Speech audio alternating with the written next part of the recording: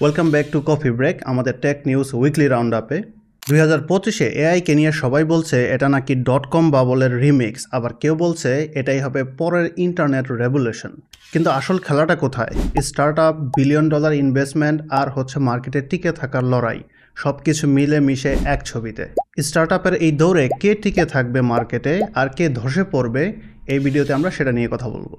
তো কাজেই কফি, চা কিছু নিয়ে বসে পড়ুন, চলুন শুরু করা যাক।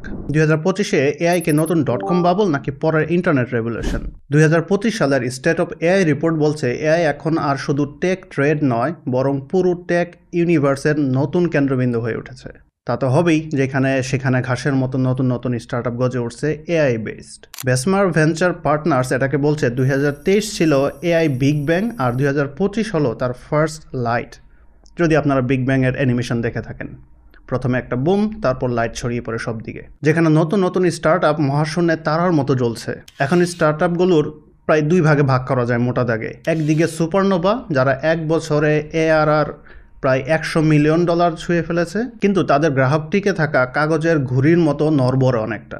অন্যদিকে শুটিং স্টার, রাতের বেলা আমরা যেমন দেখি না, তারা দৌড় দিয়ে চলে যায়, এগুলো হচ্ছে শুটিং স্টার, যারা খুবই ধীরে এগোচ্ছে কিন্তু স্থায়ীভাবে $3 মিলিয়ন ভ্যালুয়েশন থেকে $100 মিলিয়ন ভ্যালুয়েশনে পৌঁছাচ্ছে, প্রায় 4 গুণ বেশি দ্রুততায়। বড় বড় খেলোয়াড় যেমন গুগল, XAI, llama শুধু মডেল বানাচ্ছে না, এখন তারা এজেন্ট ব্রাউজার আর মেমোরি সিস্টেম বানাচ্ছে। আর এইখানে MCP, যেটা হচ্ছে মডেল কনটেক্সট প্রোটোকল, হয়ে উঠেছে এক রকমের AI USB-C টাইপ বিষয়। ঠিক যেন MCP সবগুলা কাজের সাথে একসাথে ইন্টিগ্রেট করা যায়, সেরকম একটা এনভায়রনমেন্ট তৈরি করা হচ্ছে। মনে হচ্ছে যেন ভবিষ্যতে MCP ছাড়া ভবিষ্যতে আর কোনো এজেন্টই টিকে থাকবে না, AI যে এজেন্টগুলো বানানো হচ্ছে। আর কনজিউমারের দিকে দেখা যাচ্ছে ChatGPT আর জেমিনা এখন একটা দৈনিক অভ্যাসে পরিণত হয়েছে। অনেকটা যেমন সকালে কফি না খেলে দিন শুরু হতো না, সেরকম। এখন তো এমন একটা অবস্থা যে AI ছাড়া মেইল লেখাও যায় না দৈনন্দিন জীবনে। কিন্তু আসল রিয়ালিটি চেক হলো গ্লোসি ডেমো আর ইনভেস্টর পিচ যতই চকচকে হোক, রিটেনশন আর রিয়েল ভ্যালুই হবে টিকে থাকার পরীক্ষা, অনেকটা .com বাবলের সময়কারের মতো। এর মাঝেই সেস জায়ান্টরা যেমন ইন্টারকম $100 মিলিয়ন প্লাস হচ্ছে ওদের ভ্যালুয়েশন তৈরি করে ফেলেছে। শুধু তাই না, ছোটোখাটো AI স্টার্ট আপগুলোকেও তারা গিলে ফেলছে। ঠিক যেমন 2000 সালের পর মাইক্রোসফট ছোটো ছোটো সফটওয়্যার কোম্পানিগুলোকে কিনে ফেলতো। এখন সব থেকে বড় কথা হচ্ছে 2026 সাল আসছে জেনারেটিভ ভিডিও বুম নিয়ে। গুগল Veo 3, OpenAI Sora, ক্লিং এগুলো মিলে ভিডিও প্রোডাকশন এমন সস্তা করবে যে টিকটক ইনফ্লুয়েন্সারদের আর আলাদা স্টুডিওর দরকার পড়বে না। বটম লাইন হচ্ছে এখন আর ক্লাউড উইদাউট AI কল্পনাই করা যায় না। তো কাজেই আপনি যদি আইটিতে স্টাডি করার প্ল্যান করে থাকেন, তাহলে ক্লাউড একটা ভালো অপশন হতে পারে আপনার ভবিষ্যৎ অনুযায়ী, যেখানে AI আপনার চাকরি খেয়ে ফেলবে না, কিন্তু আপনি এআইকে ডমিনেট করতে পারবেন। আর যেই কোম্পানি AI ধরতে পারবে না, তারা শেষমেশ নোকিয়া ফোনের মতোই ইতিহাস হয়ে যাবে। ওকে, নেক্সট টপিক। টেসলা চালাতে গিয়ে মনে হবে যেন গেম খেলছেন। টেসলার নতুন 2025.20 ফার্মওয়্যারে পাওয়া গেছে এমন ইঙ্গিত যে তারা অটো পাইলট আর ফুল সেলফ ড্রাইভিং ভিজুয়ালাইজেশন শীঘ্রই Geo.engine থেকে বা Go.engine থেকে অ্যাপিক গেমসের আলট্রা রিয়েল ইঞ্জিনে চলে যাচ্ছে। যারা গেম খেলেন, গেমাররা জেনে থাকবেন আনরিয়েল ইঞ্জিন কি।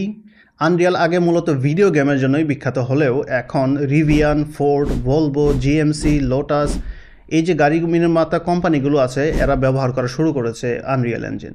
মজার ব্যাপার হলো, হ্যাকাররা নতুন ফার্মওয়্যারে খুঁজে পেয়েছে অ্যাপিক গেমসের আনরিয়েলের কোড। তো আপনার গাড়ির মাঝে যে ডিসপ্লেটা আছে, ওই ডিসপ্লের মধ্যে এখন গেমের মতো দেখাবে সব কিছু।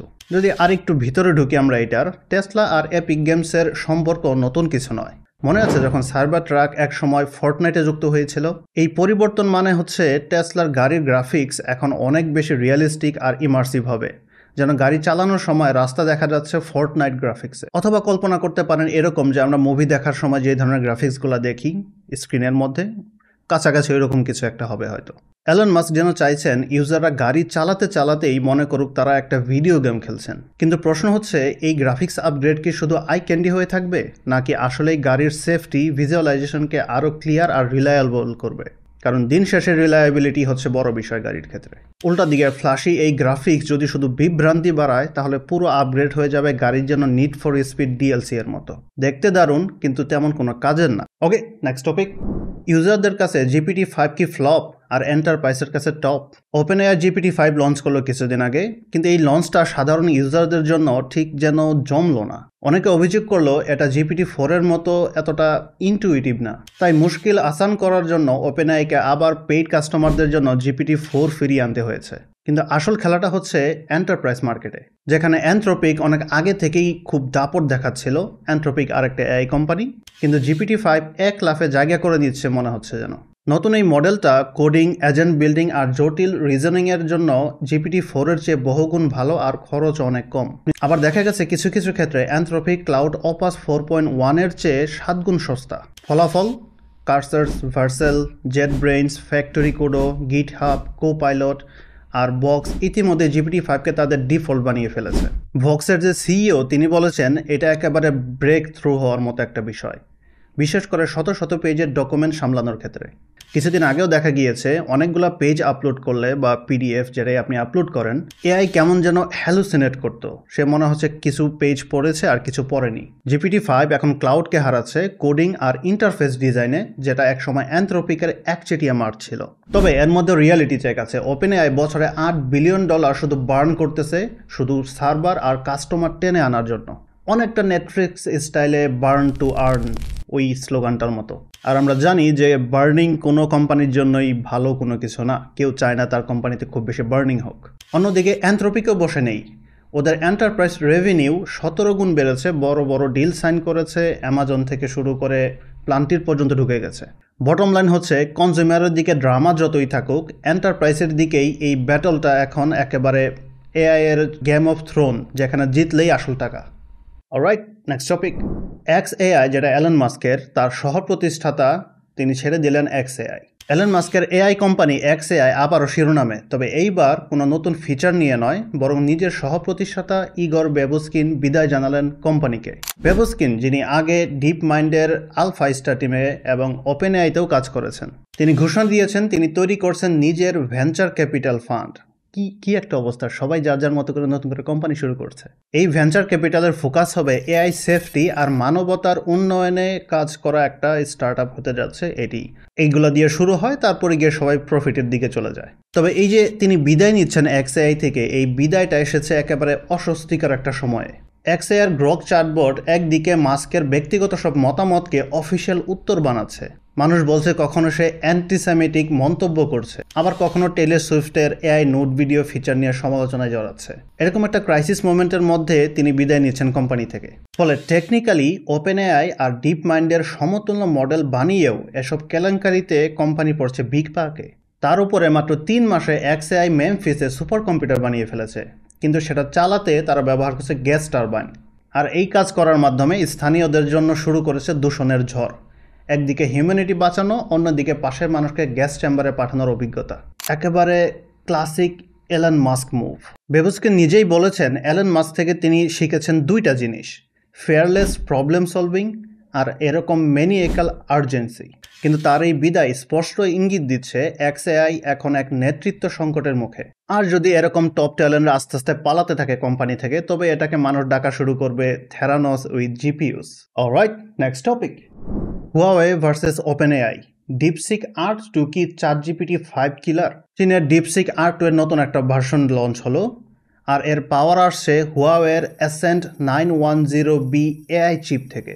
অনেকদিন পর হুয়াওয়ে আবার একটা শিরোনামে আসলো। লিক অনুযায়ী 15 থেকে 30 আগস্টের মধ্যে এটি প্রকাশ পেতে পারে। আগের R1 মডেলের চেয়ে অনেক উন্নত এই R2 লজিক্যাল রিজনিং, আনসারিং আর এফিসিয়েন্সিতে নতুন লেভেল আনবে মনে হচ্ছে। টেকনিক্যালি বলতে গেলে এই বিস্টের কম্পিউটিং পাওয়ার 512 পেটাফ্লপস। FP16 মানে প্রায় NVIDIA A100 ক্লাস্টার এর এফিসিয়েন্সির 91%। আর হুয়াওয়ের এই চিপকে কাজে লাগাতে পারছে 82% ইউটিলাইজেশন রেটে। চীনের সেমিকন্ডাক্টর ব্লকেটের মাঝেই এক বিশাল ফ্লেক্স হয়ে গেল এটা। হুয়াওয়ে এর আগে এক বিশাল ধাক্কা খেলো যখন এর আগের বার ট্রাম্প ক্ষমতায় আসলো, তখন হুয়াওয়েকে ব্যান করে দিল, নট ব্যান করে দিল, রেস্ট্রিক্টেড করে দিল বলা উচিত। ডিপসিক দাবি করছে R2 হবে কস্ট ইফেক্টিভ, ওপেন সোর্স এবং মিক্সচার অফ এক্সপার্ট আর্কিটেকচার ব্যবহার করে হেভি টাস্ক সামলাবে, যেটা কিনা আগের থেকে আরও কয়েক গুণে স্মার্টভাবে কাজ করবে। এক কথায় মেড ইন চায়না এবার শুধু ফোন নয়, সরাসরি এআই এর গ্লোবাল স্টেজেও লাফ দিতে চাইছে। কিন্তু বড় একটা প্রশ্ন রয়ে গেছে, এটা কি সত্যি ChatGPT-5 এর সাথে সরাসরি টক্কর দিবে, নাকি শেষমেশ চীনা বাজারেই আটকে থাকবে? হইতে পারে এটা উইচ্যাট স্টাইলে চীনার ইকোসিস্টেমে লক ইন হয়ে থাকবে, কারণ দিন শেষে আমেরিকা তো বসেই আছে কিভাবে এটাকে রেস্ট্রিক্ট করা যায়, সেটা প্ল্যান অবশ্যই তারা এখন করছে। তবে একটা জিনিস অবশ্যই এখন স্পষ্ট, হুয়াওয়ে যদি এই এফিসিয়েন্সি নিয়ে গ্লোবালি নামে, তবে এনভিডিয়াকে শেয়ার বাজারে আরেকটা ট্রাম্প ট্যারিফ মিম ক্রাশের জন্য তৈরি থাকতে হবে। আপনারা যারা হুয়াওয়ের প্রোডাক্ট আগে ব্যবহার করেছেন হয়তো জেনে থাকবেন, হুয়াওয়ের প্রোডাক্ট কিন্তু প্রিটি ডার্ন গুড। শেষমেশ এআই হাইপ নয়, বরং মার্কেটে কে টিকে থাকবে সেটাই হচ্ছে আসল পরীক্ষা। ইতিহাসে যারা নিজেদেরকে বদলাতে পারেনি তারা নোকিয়া ফোনের মতো হারিয়ে গেছে। অলরাইট, আপনার যদি এই ভিডিও ভালো লেগে থাকে তবে পাশের এই ভিডিওটা দেখে আসতে পারেন, হয়তো ভালো লাগবে। আপনাদের সাথে আবার পরবর্তী ভিডিওতে দেখা হবে নতুন টপিক নিয়ে। Bye bye.